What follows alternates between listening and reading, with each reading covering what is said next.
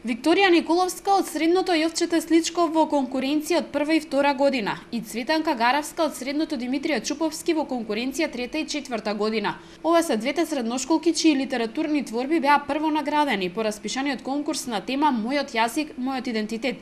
Конкурсот се реализира по повод патрониот празник на локалната библиотека и одбележувањето на 21 февруари меѓународниот ден на мајчиниот јазик.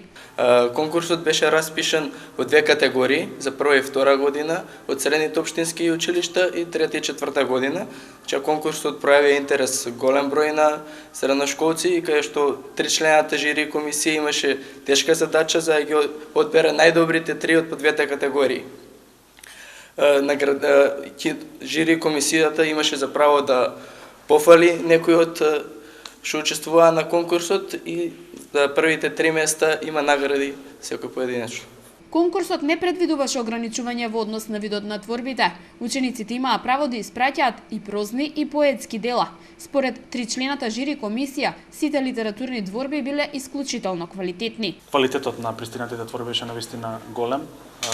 Навистина учениците, средношколците се потрудиле да со своето творештво да допрат до една тема која што навистина ги обседнува и е навистина важна во момент.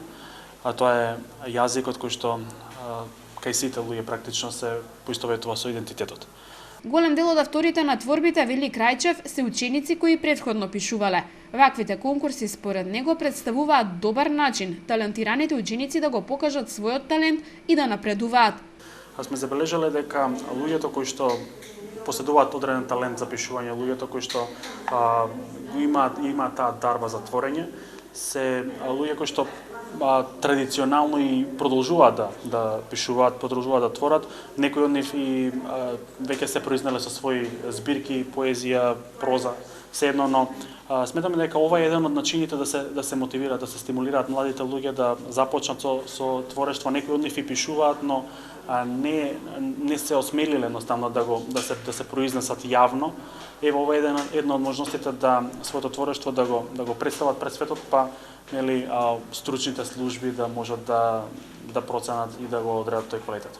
Покрај наградите за трите најдобри творби во двете категории, жири комисијата реши да додели и пофалници за неколкумина од авторите кои учествуваа на конкурсот.